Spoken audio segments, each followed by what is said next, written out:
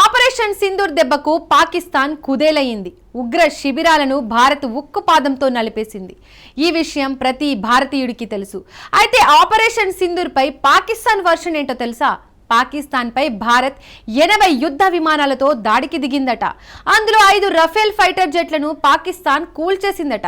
ఇది వినడానికి విడ్డూరంగా ఉంది. ఈ మాటలను పాక్ పార్లమెంట్లో ఆ దేశ ప్రధాని స్వయంగా చెప్పాడు. దీంతో అక్కడి ఎంపీలు బల్లాలు చరిచి ఆనందాన్ని వ్యక్తం చేశారు. అక్కడితో పాక్ ప్రధాని ఆగలేదు. భారత్ పై పాకిస్తాన్ మిలిటరీ సైనిక విజయం సాధించిందని గొప్పలకు పోయాడు. దూసుకొస్తున్న భారత మిస్సైళ్లను శక్తివంతమైన పాక్ ఎయిర్ ఫోర్స్ అడ్డుకొని ఆ చీకటి రాత్రిని పండు వెన్నెల వెలుగులతో నింపినట్టు చెప్పుకొచ్చాడు. చూస్తుంటే పాక్ చిప్ దెబ్బతిందేమో అన్న అనుమానం కలుగుతోంది. అసలు పాకిస్తాన్కు ఏమైంది? రెచ్చిపోయి ప్రతీకార వార్నింగ్ ఇవ్వకుండా పాక్ భయపడిందా? భారత్పై దాడికి పాక్ ప్రతీకారం తీర్చుకుంటుందా?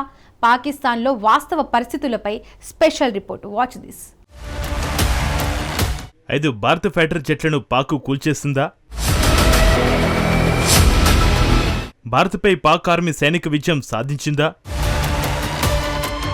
భారత్పై యుద్ధానికి పాకిస్తాన్ సిద్ధంగా ఉందా? ఆపరేషన్ సింధూర్ పేరుతో పాకిస్తాన్ ఉగ్రవాదులకు భారత్ చుక్కలు చూపించింది. ఉగ్రవాద శిబిరాలను పూర్తిగా నిలమట్టం చేస్తుంది. భారత్ భీకర దాడుల తర్వాత అందరినీ తొలిచివేస్తున్న ప్రశ్నలు ఏమిటంటే, నెక్స్ట్ ఏం జరగబోతుంది? ఇది పూర్తిస్థాయి యుద్ధంగా మారుతుందా? పాకిస్తాన్ పరిస్థితిని దారుణంగా మార్చబోతుందా?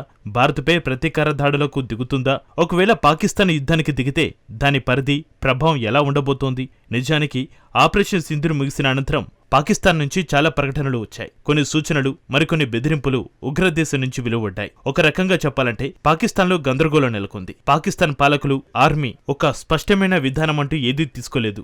భారత్ చేపట్టిన ఆపరేషన్ సింధూర్ దాడుల తర్వాత పాకిస్తాన్ ప్రధానమంత్రి షహబాజ్ షరీఫ్ పార్లమెంట్లో మాట్లాడాడు. సాధారణంగా అయితే భారత దాడులపై పాక్ ప్రధాని రంకెలు వేయాలి, ప్రతీకార వార్నింగ్స్ ఇవ్వాలి. కానీ దానికి బదులుగా అతడిలో డెల్యూలు కనిపించింది. డెల్యూలు అంటే డెల్యూషనల్. ఈ పదాన్ని జంజీ డెల్యూలు అని పిలుస్తారు. సింపుల్ గా చెప్పాలంటే భ్రమ.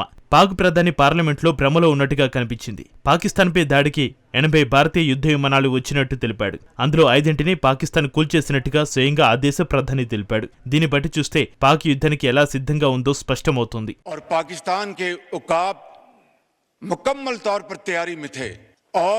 हमारे जहाजों ने पाकिस्तान की सरहदों को अबूर नहीं किया। जाम स्पीकर, जो ही हिंदुस्तान के जहाजों ने पेलोड उन्होंने रिलीज किया, हमारे उकाब झपटे और आनन फानन 5 जहाज जिनमें 3 राफेल हैं उनको मार कराया और उनको ऊंधे मुंह वो कश्मीर पर जाकर गिरे, बठिंडा में जाके गिरे.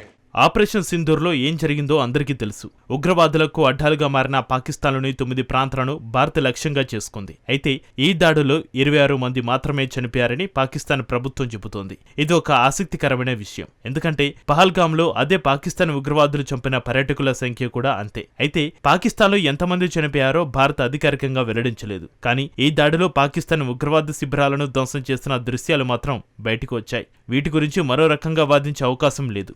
కానీ పాకిస్తాన్ ప్రధాని మాత్రం ఆపరేషన్ సింధూర్పై భారత్పై పాకిస్తాన్ విజయం సాధించినట్టుగా చెప్పుకోవడం మరీ విడ్డూరం. పాకిస్తాన్ ఆర్మీ సైనిక విజయంగా ఆ దేశ ప్రధాని షహబాజ్ షరీఫ్ పార్లమెంట్లో చెప్పుకున్నాడు. మాజీ की तरह छुपकर पाकिस्तान के ऊपर हमला करने की नापाक कोशिश की, लेकिन अल्लाह ताला के बेपाया फजलो करम से, पाकिस्तान के 24 करोड़ अवाम की दुआओं से हमारी बहादुर और दलेर अफवाज पाकिस्तान ने हिंदुस्तान के इस मकरूह हमले का मुंह तोड़ जवाब देकर उस तारीख रात को चांदनी रात बना दिया. సో పాకిస్తాన్లో పరిస్థితిపై ఆ దేశ రక్షణ మంత్రి ఏమంటున్నాడో చూద్దాం. అతడి పేరు ఖ్వాజా ఆసిఫ్. ఇతడు యూటర్నులకు, నోటిదొలకు మారుపేరుగా మారాడు. ఒకసారి పాకిస్తాన్ తదుపరి సైనిక చర్యకు దూరంగా ఉండేందుకు సిద్ధంగా ఉంది అన్నారు. అంటే ఇప్పటికే పాకిస్తాన్ సైనిక చర్యకు దిగి ఉంటేనే మరో చర్యకు దిగదని చెప్పాలి. అంటే ఆపరేషన్ సింధూర్ ను తమ సైనిక చర్యగా పాకిస్తాన్ రక్షణ మంత్రి చెప్పుకుంటున్నాడు. అదే సమయంలో మరో విరుద్ధమైన మాట కూడా మాట్లాడాడు. నెక్స్ట్ పాకిస్తాన్ దాడి చేయకుండా ఉండాలంటే భారత్ తన మిలిటరీ ఆపరేషన్స్ ను నిలిపివేయాలని షరతు పెట్టాడు. సో ఇది పరస్పర విరుద్ధమైన ప్రకటన. మేమే దాడి చేశామని చెప్పుకుంటున్నాడు. భారత్ దాడులను ఆపాలని కోరుతున్నాడు పాక్ రక్షణ మంత్రి. కానీ ఆ తర్వాత ఈ వ్యాఖ్యల విషయంలో విషయంలో అతడు యూటర్న్ తీసుకున్నాడు. సో పాకిస్తాన్ ప్రధానమంత్రి, రక్షణ మంత్రి వ్యాఖ్యలు ఇస్లామాబాద్ మానసిక పరిస్థితికి అద్దం పడతాయి. ఆపరేషన్ సింధూర్ పేరుతో పాకిస్తాన్పై భారత్ దాడులు చేసింది. కానీ పాకిస్తాన్ మాత్రం భారత్ దుమ్ము దులిపేశామని చెప్పుకుంటోంది. తామే విజయం సాధించినట్టుగా వివరిస్తోంది. కానీ రావుల్పిండి పరిస్థితి అలా లేదు. రావుల్పిండి అంటే పాకిస్తాన్ జనరల్స్ అడ్డా.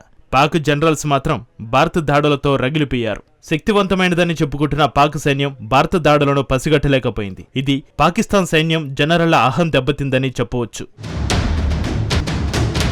భారత దాడులకు ప్రతీకారం తీర్చుకోవడానికి పాక్ సైన్యం యత్నిస్తోంది. ప్రతిస్పందించే హక్కు పాకిస్తాన్ సైన్యానికి ఉందని చెబుతోంది. ఈ విషయం పాకిస్తాన్ జాతీయ భద్రతా ప్రకటనలో ప్రస్తావించింది. పాకిస్తాన్ సాయుధ దళాలకు తగిన ఆదేశాలు వస్తే చర్యలు తీసుకోవడానికి సిద్ధంగా ఉందని ఆర్మీ తెలిపింది. అంటే పాకిస్తాన్ ప్రభుత్వం దాడి చేయడానికి అనుమతిస్తే తాము రెడీ అని ఆర్మీ చెబుతోంది. ఇది అతిపెద్ద జోక్. ఎందుకంటే అది పాకిస్తాన్. అక్కడ చీమ చిట్టుకమన్నాలన్నా పాకిస్తాన్ సైన్యం అనుమతి తీసుకోవాల్సిందే. పాకిస్తాన్ మొత్తాన్ని రావుల్పిండి తన గుప్పెట్లో పెట్టుకుంది. పాకిస్తాన్ ప్రజాస్వామ్య దేశంగా పైకి చూపిస్తున్నా అక్కడ నడిపించేదంతా సైనిక పాలనే. అలాంటప్పుడు పాక్ సైన్యానికి అనుమతి అవసరమా?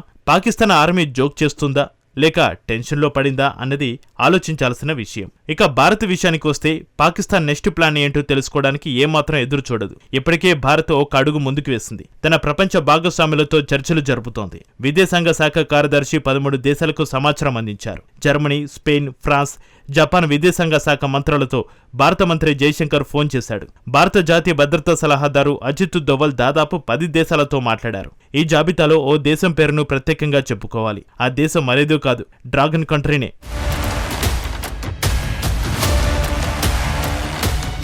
చైనా విదేశాంగ మంత్రి వాంగ్ యీతో అజిత్ దోవల్ మాట్లాడారు. భారత్ ఉద్రిక్త పరిస్థితులను పెంచుకోవాలని కోరుకోద్దని తెలిపాడు. కానీ పాకిస్తాన్ దాడులకు దిగితే భారత్ ప్రతీకారం తీర్చుకోవడానికి సిద్ధంగా ఉందని వాంగ్ యీకి చాలా క్లారిటీగా దోవల్ చెప్పాడు. అసలు బీజింగ్ కు దోవల్ ఎందుకు ఇలా చెప్పాడు? ఎందుకంటే పాకిస్తాన్, చైనా తాము ఐరన్ బ్రదర్స్ అని చెప్పుకుంటున్నాయి. సాధారణంగా పాకిస్తాన్ కు ఈ మాటలు భారత్ చెప్తే అస్సలు వినదు. సో ఎవరు చెప్తే పాకిస్తాన్ వింటుందో వాళ్ళకే భారత్ చెప్పింది. రుణదాతలు పాకిస్తాన్ కి డైరెక్షన్లు ఇచ్చే వారికే భారత్ తన హెచ్చరికలను తెలిపింది. సింపుల్ గా చెప్పాలంటే బీజింగ్ లో బటన్ నొక్కితే ఇస్లామాబాద్ లో లైట్ వెలుగుతోంది. కానీ పాకిస్తాన్ మిలిటరీని అంచనా వేయడం కష్టం. ఎందుకంటే పాకిస్తాన్ దాడికి దిగొచ్చు, దిగకపోవచ్చు. ప్రస్తుతానికి అసలు ప్రశ్న ఏమిటంటే దాడి చేయగలరా? ఆపరేషన్ సింధూర్కు ప్రతీకారం తీర్చుకుంటారా? ఎందుకు ఈ ప్రశ్నలు అడగాల్సి వస్తుందంటే పాకిస్తాన్ అంతటా ఆందోళనలు నెలకొన్నాయి. పాఠశాలలు, కళాశాలలు మూసివేయబడ్డాయి. ఆసుపత్రులు హై అలర్ట్ లో ఉన్నాయి. రెస్క్యూ బృందాలు సిద్ధంగా ఉన్నాయి. అంతర్జాతీయ విమానాలు తప్ప దేశీయంగా నిలిచిపోయాయి. లాహోర్ విమానాశ్రయాన్ని మూసివేశారు. పాకిస్తాన్ స్టాక్ మార్కెట్లు షట్ డౌన్ చేశారు. ఇవన్నీ యుద్ధానికి సిద్ధమైన దేశం ఇచ్చే సంకేతాలు కావు. తమకు ప్రతిస్పందించే హక్కు ఉందని పాకిస్తాన్ చెప్పుకోవచ్చుగాక. అయితే హక్కులు యుద్ధాల్లో గెలుపునివ్వవు. ప్రస్తుతానికి యుద్ధానికి సన్నద్ధమవడం దేవుడెరుగు. అంతకంటే ఎక్కువగా పాకిస్తాన్ ఆందోళనకు గురవుతున్నట్టుగా కనిపిస్తోంది. రావల్పిండి జనరళ్లు తమ పరువును కాపాడుకోవడానికి భారత్పై యుద్ధాన్ని కోరుకోవచ్చు. కానీ నిప్పుతో చెలగాటమాడుతున్నారన్న విషయం వారికి తెలుసు.